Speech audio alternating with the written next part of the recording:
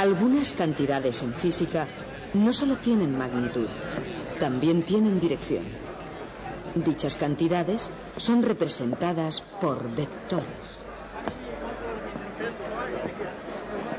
Hay cosas que son estrictamente cuestión de puntos de vista.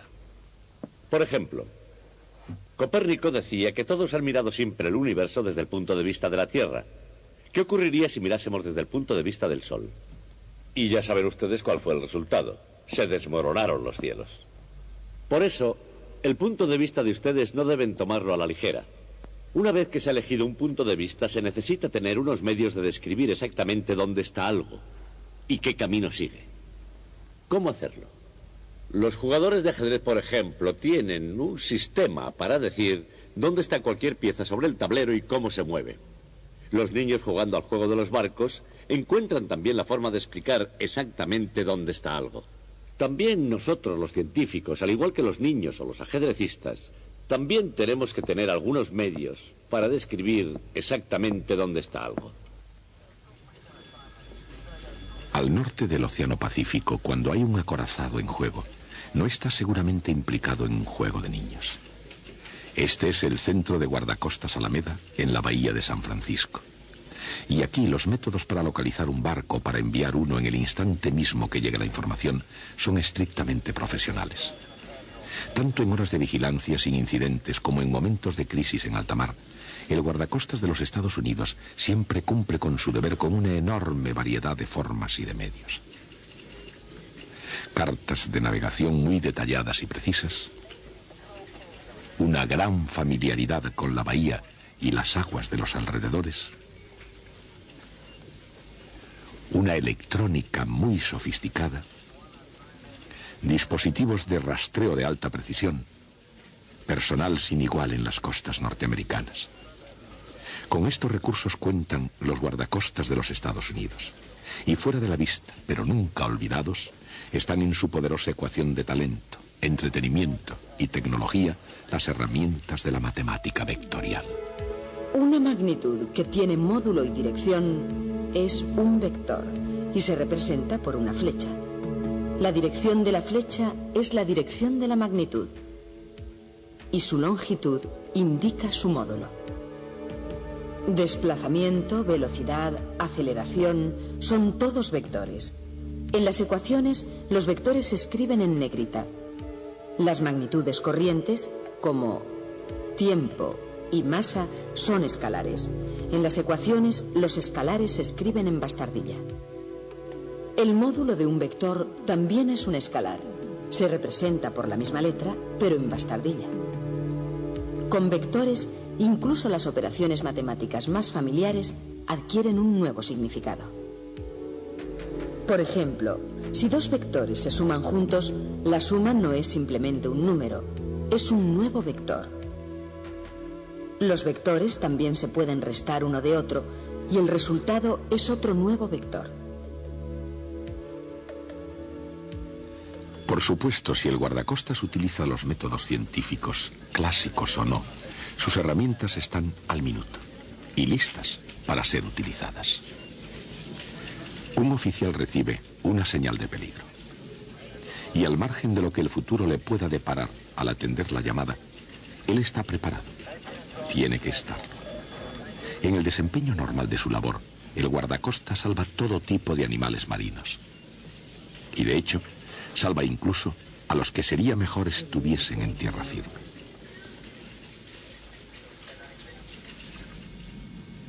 Una tripulación de marinos domingueros en un buen yate, el Iris Coffee, parece que se ha ido a la deriva, por supuesto, y se encuentran perdidos en un punto totalmente desconocido. Tampoco es que se conozca muy bien cómo pueden el capitán y sus hombres haber llegado a semejante situación. En cualquier caso, el guardacostas usa sus propios recursos. En el chasquido de un interruptor, se oye el eco de la tripulación del barco.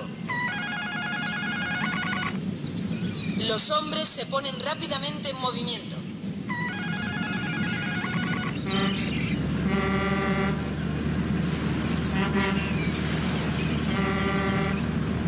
pero espera un segundo. Este acercamiento puede no ser necesario. Al menos por el momento, desde el punto de vista de la tripulación del yate. Mientras haya bebidas a bordo, no hay todavía situación de peligro en el Irish Coffee. Malcolm Bogart y Percival Flynn, hombres valientes que en alta mar adquirieron su bravura de su jefe, el capitán Duke. Tanto si el peligro es inmediato, como si solo fuera potencial, los guardacostas de los Estados Unidos nunca lo toman a la ligera. Irish Coffee, aquí el guardacostas. Indique situación y naturaleza de su dificultad. Aquí Irish Coffee. Tenemos problemas y estamos en algún lugar fuera de las costas de San Francisco. Atención, Irish Coffee. Sintonice el canal 13 en su monitor y póngase en contacto con nosotros cada 15 minutos. Estar perdidos en el mar no es cosa de risa. Y si se trata de alguien que no está debidamente preparado para ello, puede hacer que la situación sea todavía más peligrosa. Y en particular, cuando estas coordenadas se encuentran en el mapa de calles de San Francisco. Sin embargo, hay algo que se debe aprender aquí. Estas líneas forman una cuadrícula rectangular, al menos en cuanto lo permite la forma esférica de la Tierra. Cualquier punto de este mapa se puede localizar determinando sus posiciones horizontal y vertical. Por ejemplo, imagine un lugar en el mapa marcado con el punto rojo. Supongamos que el punto rojo tiene su coordenada horizontal x menos 150 kilómetros y su coordenada vertical y menos 124 kilómetros. Cualesquiera que sean las distancias en tierra, mar o en aire, un sistema de coordenadas es de vital importancia para todo plano. Los planos de las calles en las grandes ciudades llevan cuadrículas. Y como el de Nueva York, cada plano tiene su sistema de coordenadas. Pero incluso con lugares famosos, tales como el Central Park, o Boston Common, o la Casa Blanca, en la avenida de Pensilvania. Los planos pueden desorientar a quien no esté familiarizado con cuadrículas rectangulares. Por supuesto, para los oficiales de policía o para los taxistas, esa cuadrícula es simplemente un modo para ir de un sitio a otro. Pero para algunos, encontrar el camino por el mundo presenta un reto. Un reto como el que tuvieron estos hombres que realmente comprendieron el significado de la palabra coordenada. En la historia de las matemáticas, René Descartes y Pierre de Fermat escribieron el capítulo de introducción a los sistemas de coordenadas. En el siglo XVII, estos eruditos franceses tramaron ingeniosamente un esquema para conectar la geometría con el álgebra. Al mismo tiempo, pero al otro lado del Canal de la Mancha, John Wallis desarrollaba una teoría en términos semejantes. Aunque Carl Friedrich Gauss fue el primero en introducir la idea de número complejo, y más tarde inventó el nombre.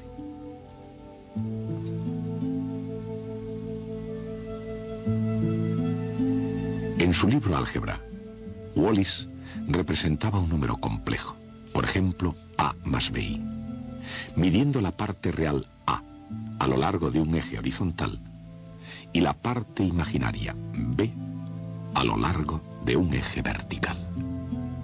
Aún hoy los números de un plano cuadriculado pueden parecer complejos. Si los caminos en las grandes ciudades pueden parecer confusos, piensen ahora en el apuro de los extraños en el mar. ¡Ahí, mira! ¡Es una avioneta! ¡Sacad las letras! ¡Deprisa, ¡Vamos! deprisa! ¡Corre! ¡Antes de que se vaya! ¡Corre!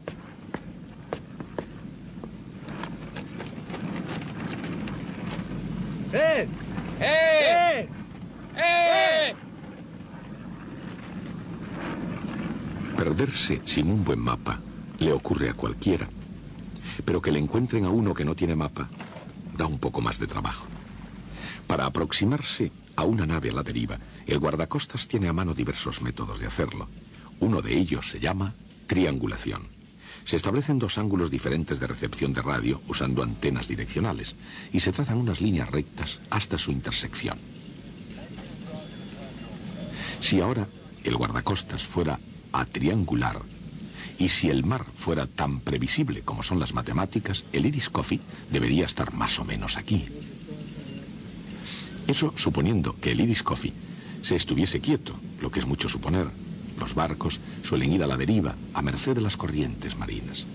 No basta conocer su posición en un tiempo fijo. El guardacostas necesita saber también el rumbo y la velocidad con que el Iris Coffee va a la deriva. ¿Hacia dónde va? ¿A qué velocidad? Bien, obviamente el capitán tiene una nueva forma de enfocar el problema. No va a encontrar tales respuestas en las páginas de Moby Dick.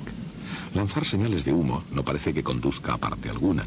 Otra señal de socorro probablemente no va a perjudicar más. Aquí Iris Coffee, fuera de la costa de San Francisco. Por favor, contesten. Estamos fuera Si de la Bogart costa de diera al San guardacostas una segunda posición, el cuadro podría parecer algo así. Aquí Iris Coffee, por favor. Ambas posiciones se unen por una flecha, desde la posición 1 hasta la posición 2. La dirección de la flecha muestra cuál es la ruta por la que el barco va a la deriva. Su longitud muestra la distancia. Esta flecha se llama vector desplazamiento. Con más información, el guardacostas podría estimar el rumbo del barco a la deriva, uniendo los vectores desplazamiento, el origen de uno al extremo del otro, lo cual es justamente la suma de vectores. Ellos podrían estimar también la velocidad con que va la deriva, dividiendo los vectores por el tiempo entre las señales recibidas.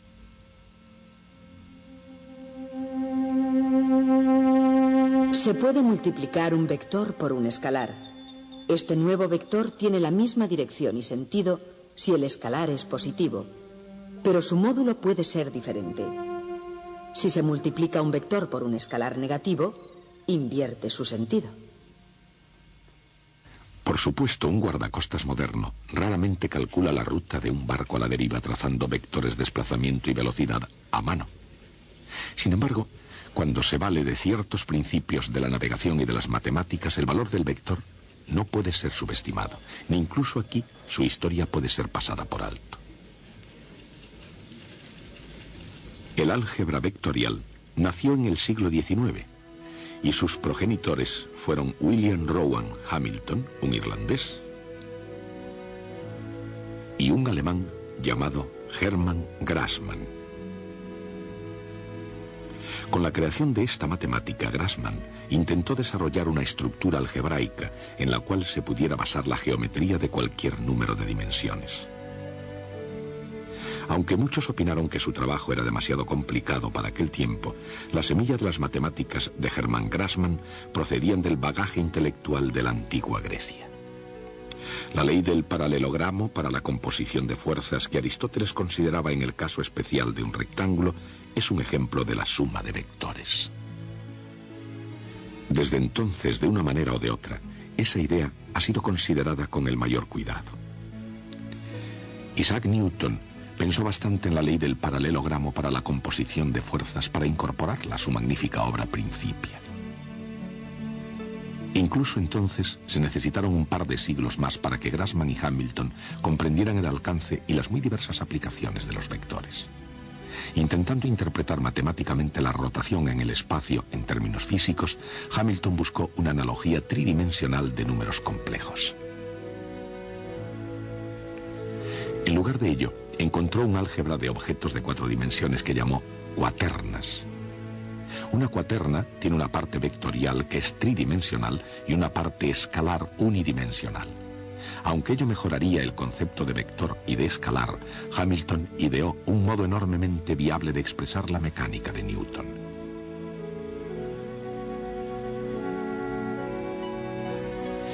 James Clerk Maxwell, un pionero en electricidad y magnetismo, vio el brillo teórico de las ideas de Hamilton. Pero aún así, en general, no fueron aceptadas para ser efectivas. El contenido y la forma tenían que ir a la par. Mientras que la teoría de Hamilton era muy sencilla, su forma era demasiado complicada para poder sobrevivir. Pero en esencia, sin embargo, la teoría sobrevivió.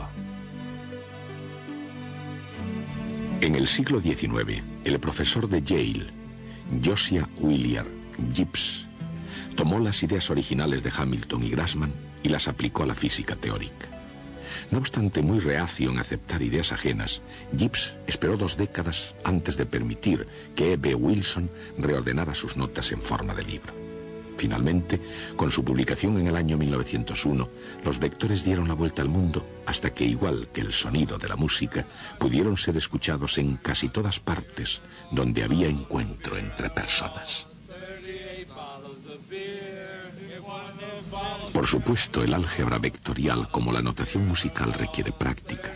Incluso a bordo del Irish Coffee, un poco de ejercicio no empeoraría mucho la situación. Y en cualquier caso, al contrario que en la lírica de ciertas canciones, los vectores tienen muchas aplicaciones.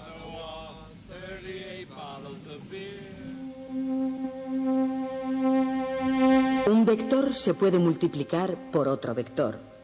El producto escalar de A y B es un escalar que mide la tendencia de 2 vectores para apuntar hacia la misma dirección. A escalar B es igual al módulo de A por el módulo de B por el coseno del ángulo que forman.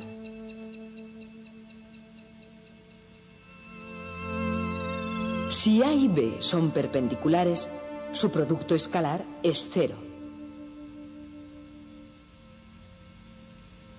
El producto escalar de un vector por sí mismo es justamente el cuadrado de su módulo.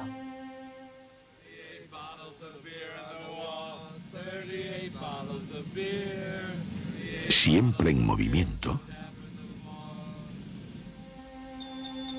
El producto vectorial de 2 vectores es un nuevo vector perpendicular al plano determinado por los vectores originales. Su módulo es el área del paralelogramo formado por los vectores originales.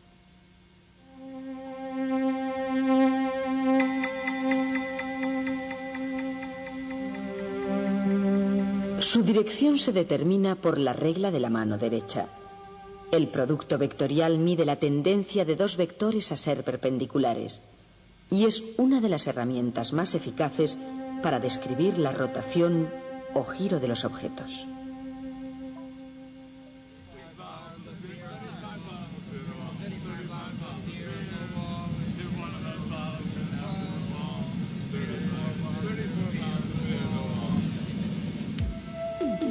El álgebra vectorial utiliza 2 vectores unitarios I y J perpendiculares entre sí. Un pequeño sombrero sobre el vector significa que tiene módulo 1. El vector desde el origen hasta el punto con coordenadas X, Y es la suma de 2 vectores perpendiculares, un vector horizontal, XY, y un vector vertical, YJ.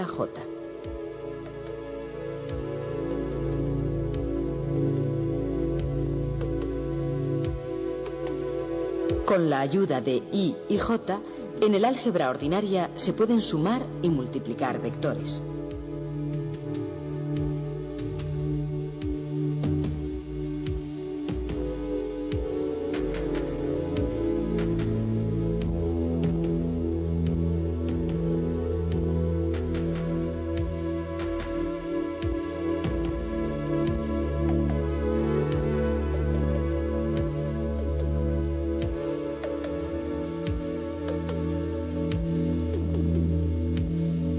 En un espacio tridimensional se usa un tercer vector, K.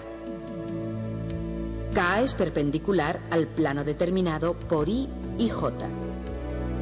El vector tridimensional se escribe X por Y más Y por J más Z por K.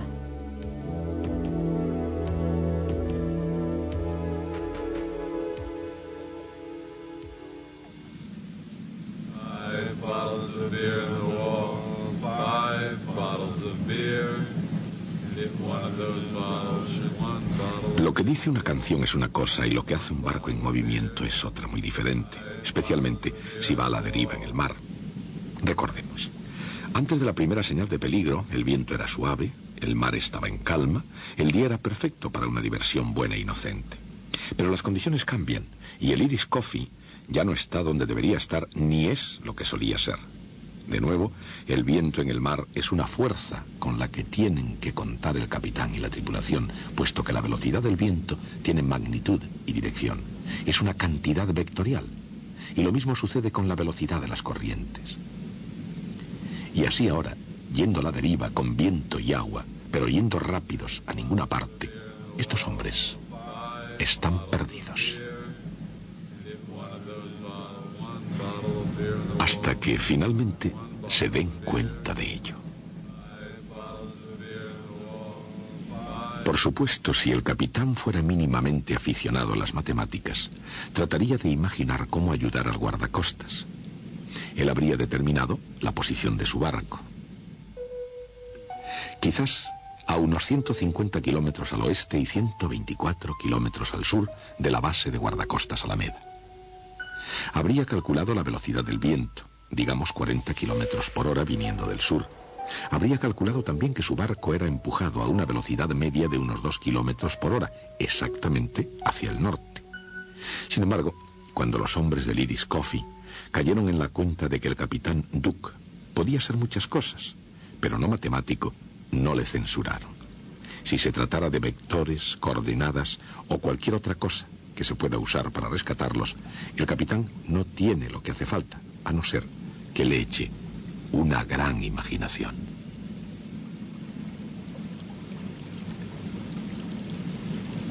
Así, con su ayuda, sin decir nada de vectores ni coordenadas, velocidad del viento, probable dirección de la corriente, y utilizando un helicóptero como buena medida, las cosas se pueden poner en marcha.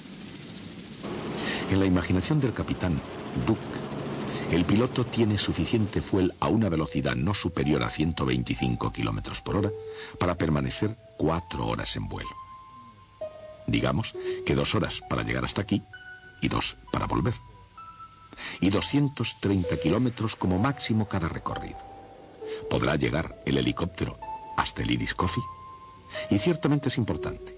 ¿Podrá después volver el piloto a su base? El viento se lleva al helicóptero exactamente hacia el norte a 40 kilómetros por hora, o sea, en 2 horas 80 kilómetros hacia el norte. Así, si el piloto volara a lo largo de uno de esos vectores, terminaría fuera de su alcance. Él no volaría más lejos porque no podría contar con un viento constante que le ayudara a volver a la base. La situación no es tan mala como parece. ¿Por qué? Porque el Irish Coffee también va a la deriva hacia el norte a 2 kilómetros por hora. En 2 horas habrá avanzado 4 kilómetros exactamente hacia el norte, lo que le situaría al borde del radio de acción del helicóptero. Contando con la velocidad del aire, la velocidad del viento y la velocidad del barco a la deriva, el piloto puede estimar la dirección correcta y alcanzar al Irish Coffee.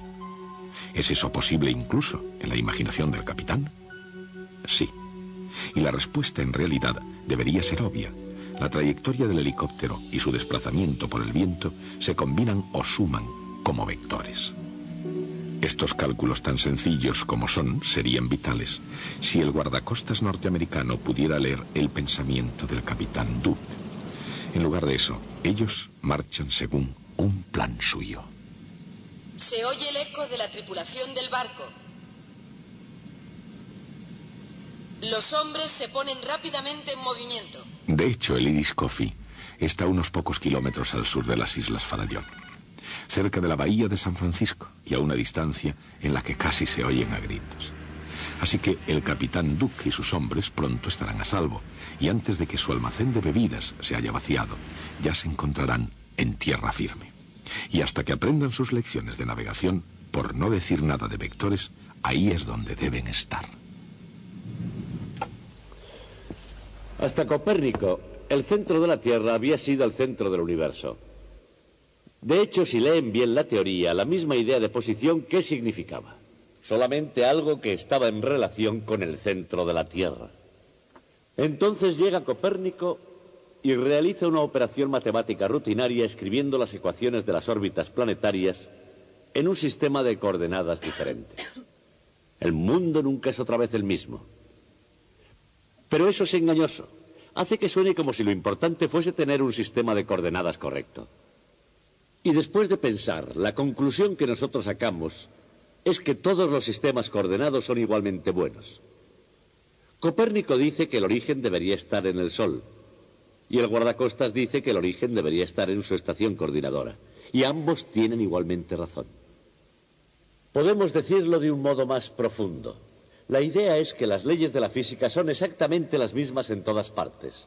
Las leyes de Newton actúan exactamente igual en la nebulosa de Cáncer como en Kansas City. Y porque nos lo creemos, necesitamos una forma de expresar esas leyes que funcionan igualmente bien en todos los sistemas coordenados. Y esa forma son los vectores.